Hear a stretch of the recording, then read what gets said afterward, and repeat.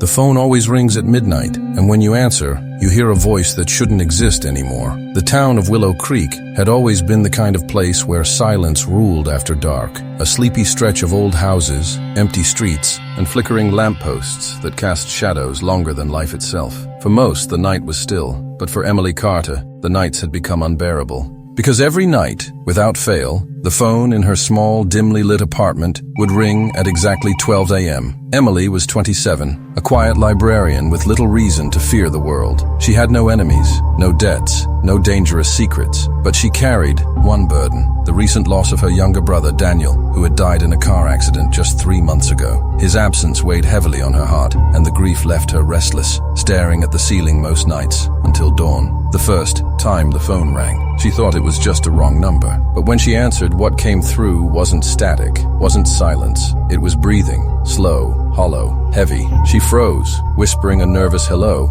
but the caller never spoke, just the rasping breath, as though someone was standing on the other end of the line, waiting. She hung up, shaking it off as some cruel prank. But the next night, and the next, and the one after that, it happened again. Always at midnight, always the same suffocating sound. Her friends told her to unplug the phone, to ignore it, but Emily couldn't. Something in her gut told her this wasn't random. It was too precise, too consistent, and worse, it felt familiar. On the seventh night, the call was different. When she pressed the receiver to her ear, her blood ran cold, because this time she heard a voice, weak, broken, barely a whisper, but unmistakably human.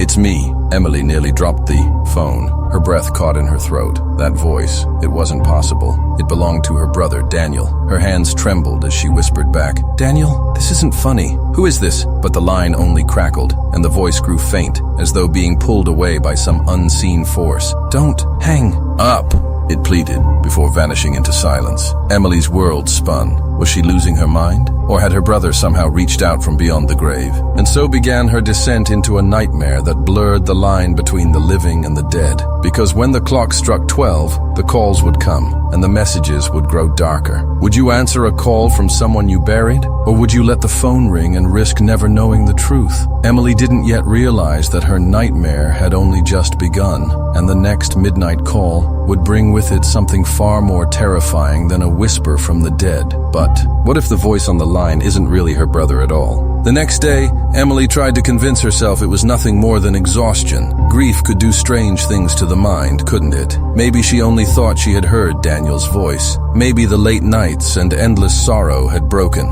something inside her. But when the clock neared midnight again, her heart pounded so loudly she swore the neighbors could hear it. She sat on the couch in the dark, the phone resting on the table in front of her like a venomous snake. The minutes ticked by, her eyes locked on the red digits of the clock. 11:59, 12 and show. The phone rang. Her hands shook as she picked it up. She pressed the receiver to her ear, bracing herself. At first, silence, then the sound of faint static, and then that same fragile voice. Emil, her chest tightened. "Daniel?" she whispered. Why did you leave me there?" the voice said, strained and low, like it was fighting through thick water. Emily's throat went dry. "Leave you? Daniel, I didn't leave you. You died in the crash. Don't do this to me." But the voice was insistent. "I wasn't alone, Em. Someone else was there." Emily's eyes darted around the room, as though the walls themselves might answer her. "What do you mean? Who was there?" The line cracked and hissed, then nothing, just the hum of emptiness. That night, Emily couldn't sleep.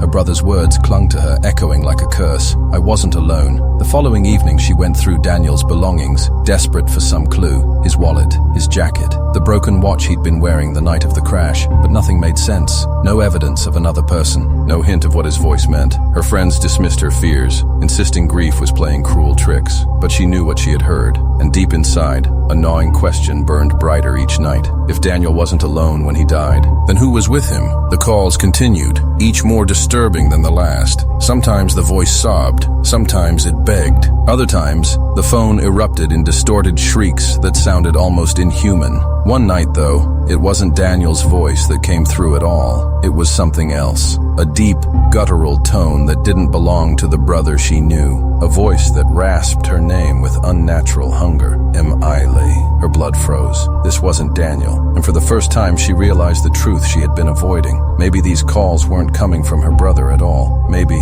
they were coming from something using his voice. Would you keep answering the phone? Or would you let it ring, knowing something darker is reaching out for you? Because Emily didn't yet know, the next call wouldn't just reach her ears, it would come for her soul. And when the next midnight arrived, she would discover what had been waiting on the other end of the line all along. The nights grew longer. Sleep no longer came. Emily lived in a haze of dread, sitting awake, waiting for the inevitable sound of the phone. Her life outside those hours became a blur. Work forgotten, meals untouched, her friends' voices fading into background noise. Because every night, when the clock struck 12, the phone demanded her attention, and she couldn't stop herself from answering. The calls had changed. What once was a fragile echo of her brother's voice now twisted into something crueler, darker. At first, the whispers still called her name softly, it's me. But then, each night, the tone grew stranger, sometimes angry, sometimes mocking, and sometimes the voice would laugh, a hollow, broken laugh that didn't sound human at all.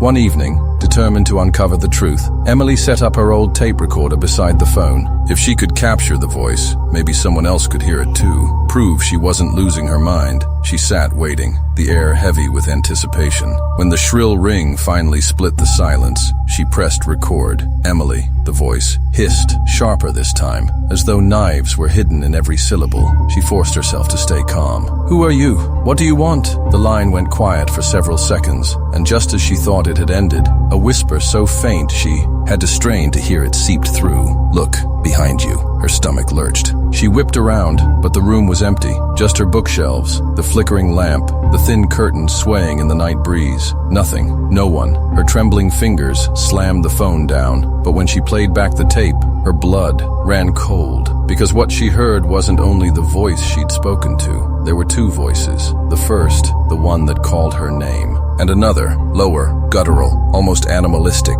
breathing just beneath it, as though waiting for its turn to speak. That night, she dreamed of Daniel for the first time since his death. Only, in the dream, his face wasn't his own. His skin peeled back, his eyes hollow pits, his smile jagged and wrong. He stood in the shadows of her bedroom, whispering words she couldn't understand. When she woke, the phone was in her hand. She had answered it in her sleep. The days began bleeding into each other. At the library, she thought she heard the phone ringing in the distance. In the supermarket, she caught whispers brushing past her ears like icy wind. And sometimes, she swore she saw a figure watching her from across the street, always at night, always still. Her mind screamed for escape, but when she unplugged the phone, the calls didn't stop. The next midnight, her cell phone lit up with an unknown number, and when she answered, the voice came through clearer than ever. "Emily, why did you let me die?" She sobbed into the receiver. "Daniel, please, tell me what you want from me." The voice shifted, high-pitched, mocking,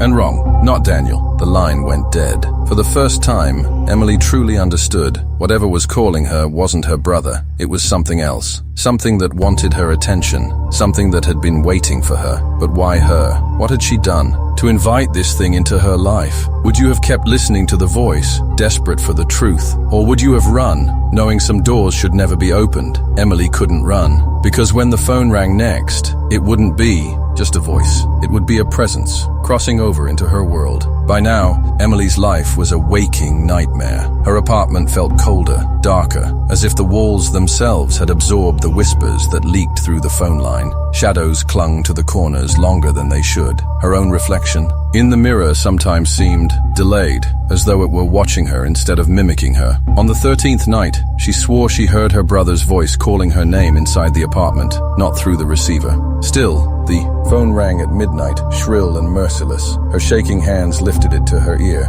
This time, there was no hesitation. The voice was clearer, stronger, almost triumphant. "Emily!" "I'm so close now." Her breath caught. "What are you? Why are you doing this?" The laugh that followed was inhuman, distorted, metallic, like nails dragged across broken glass. "Because you opened the door." She slammed the phone down, her chest heaving, but almost immediately the phone rang again. She refused to touch it. The ringing grew louder, sharper, vibrating through the walls. Her ears ached, her vision blurred. And then, impossibly, the lamp flickered and went out. The apartment was plunged into darkness. The phone continued ringing, but now the sound wasn't coming from the table. It was echoing from every direction. The walls, the floor, even inside her head. Covering her ears, she staggered toward the door, desperate to escape. But before she could touch the handle, the ringing stopped. Silence fell. A silence so heavy it pressed on her chest like a weight. And then, a whisper, inches from her ear. Behind you. Her heart nearly stopped. Slowly,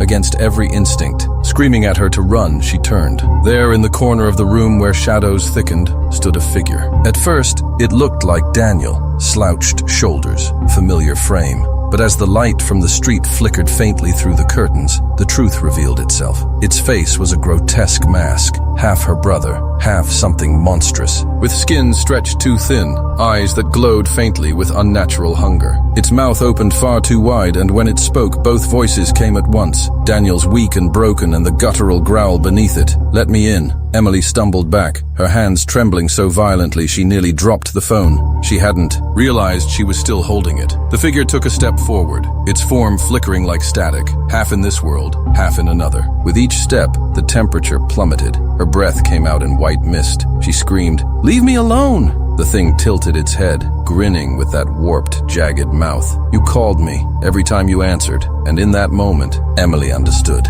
Every ring she had picked up, every desperate whisper she had clung to, she had been inviting it closer, giving it permission. Now it was no longer bound to the phone. The line in her hand went dead, the plastic growing ice cold, and in the suffocating silence that followed, the figure lunged. Would you have answered, even once, knowing the price? Or would you have left the phone to ring forever, fearing what waited on the other end? Emily had no more choices left, because when the clock struck 12 again, it wouldn't just be the phone ringing, it would be a knock on her door. The next night came like a death sentence. Emily sat in silence, paralyzed by dread, staring at the darkened phone on the table. She hadn't touched it all day. She hadn't slept. She hadn't eaten. Every sound in the apartment felt amplified. The groan of the pipes, the hum of the refrigerator, the faint scrape of branches against the window. But none of it mattered, because she knew what was coming. The phone didn't ring. At first, relief flooded her chest. Maybe it was over. Maybe she had broken whatever curse had followed her. She laughed nervously, a sound too fragile to last. But then, 3 slow knocks echoed through the apartment door. Her blood froze. Knock, knock, knock. Emily staggered backward, shaking her head. No, you can't be here. A voice, muffled but clear, came from the other side of the door, and it was Daniel's voice. Let me in." Tears blurred her vision. It sounded just like him, just like her brother. She pressed her hand against the wood. "Daniel," she whispered. The voice grew pleading, broken. "It's so cold out here. Please, open the door." Her fingers hovered near the lock. Grief, the love, the desperation to see him again. It was overwhelming. But then she remembered the figure in the corner, that distorted smile, those glowing eyes. That thing wasn't her brother. It was something wearing him like a mask. She pulled her hand away. "You're not Daniel," she said through clenched teeth. Silence. A silence that stretched far too long. And then, the voice shifted. No longer her brother's, but deep, guttural, and mocking. "You already let me in, Emily. When you answered the first call." The knock stopped. The apartment went still. She turned, trembling, and her eyes widened, because the phone, disconnected, dead, was glowing faintly red. The receiver lifted itself from the cradle. Slowly, deliberately, it floated in the air before her, twisting as though an unseen hand held it. And then, the voice whispered directly from the receiver, "I'm not at the door anymore." Her scream was swallowed by the darkness that surged through the room. The neighbors found her apartment the next day. The door was locked from the inside. No sign of forced entry, but the phone sat off the hook, receiver dangling, and on the tape recorder she had left running, there was one final message, captured in a voice that wasn't her brother's at all. A chilling laugh, and 4 words, "See you tomorrow, Emily." The story spread quickly through Willow Creek, whispered among neighbors, passed like a curse. Some claimed the phone company kept records, calls to Emily's number at midnight every night from a disconnected line, and others swore that if you dial her number at exactly midnight, you can still hear her screaming. So tell me, if your phone rang at midnight and a voice from the other side begged you to answer, would you pick it up? Or would you let it ring, wondering forever what might have been calling your name? Because here on Shadow Tales, the scariest part is always the choice. And remember, if you want more stories that keep you awake at night, like, comment, and subscribe before the clock strikes 12.